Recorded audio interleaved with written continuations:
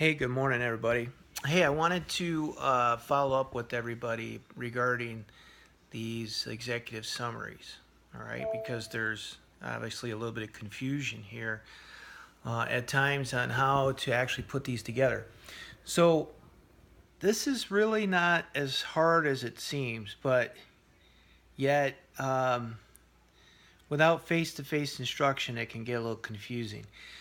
What we're doing is we're creating a case analysis. So that is your part B, okay, to this particular assignment. The part B part actually is 15 plus pages long.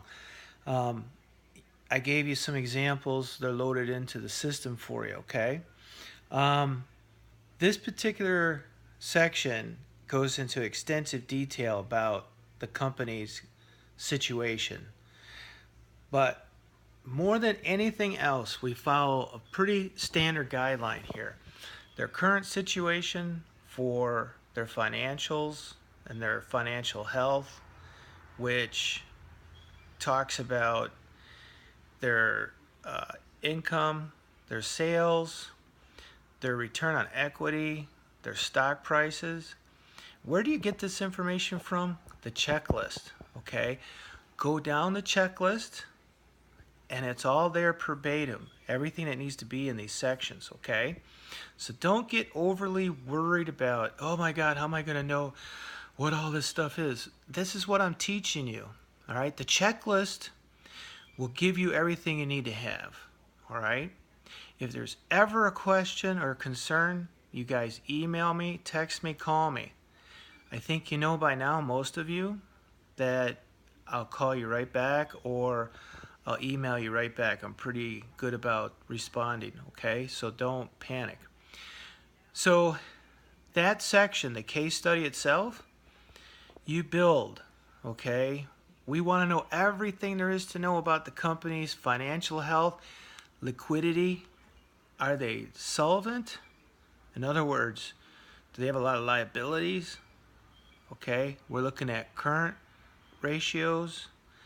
We're looking at debt to equity ratios if we can, and not just for 1 year. We're looking at a 3-year period. 1 year doesn't give us any information, okay? So as your company leader, I'm telling you, a 1-year snapshot doesn't tell me S word, all right? I need 3 to 5 years. I need to look at trends. Look at this as if you want us to buy this company, all right? You want an acquisition. And this company is on the market for sale and it's got a good price attached to it, and you want us to buy this. You want us to put up $1 billion to buy it. Sell me. Tell me about its financials. Tell me about its market situation. How big is the marketplace? How big are we in it? Are we 1, 2, 3, 4, 5? Where are we located at? Under Armour is where? Number 1. Okay. Who's next to them? Nike. Right? Nike kicks their ass a little bit. All right? I apologize for using profanity at times. It's just a bad habit.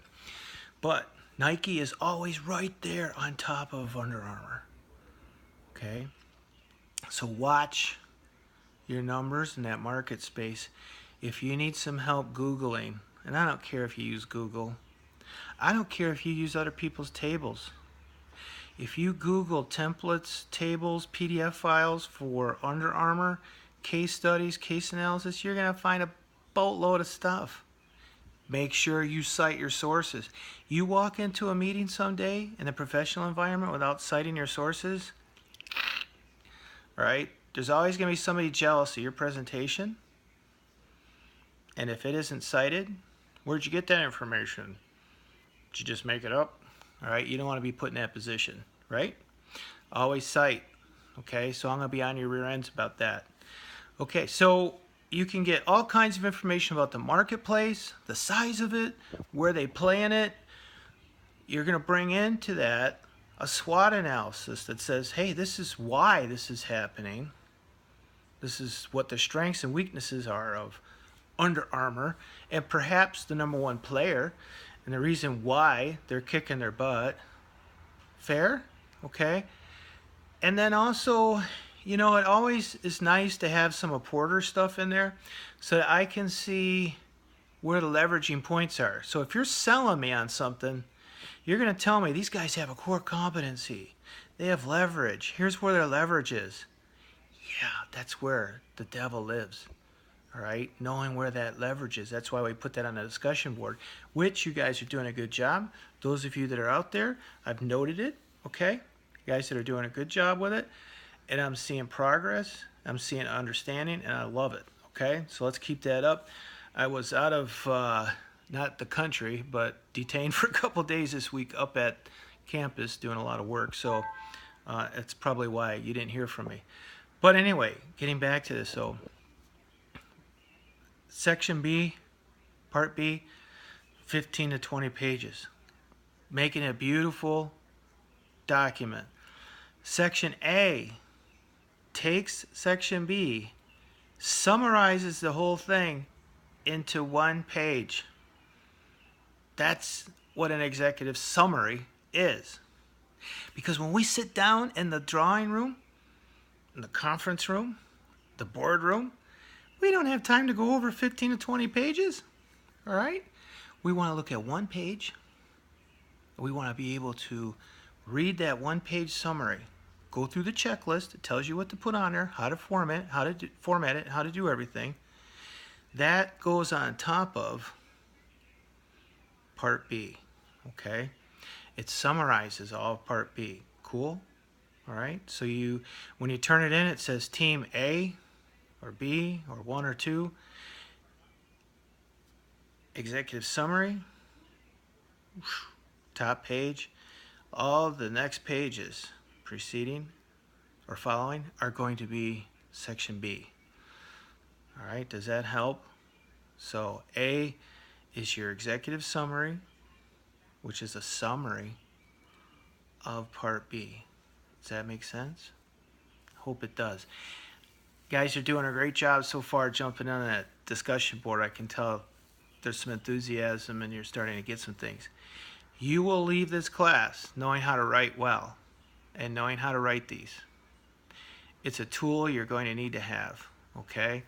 They're not doing it as much on the other campus sites, but I'm going to be changing that here in the next year, all right? I'm going to be prescribing from main campus.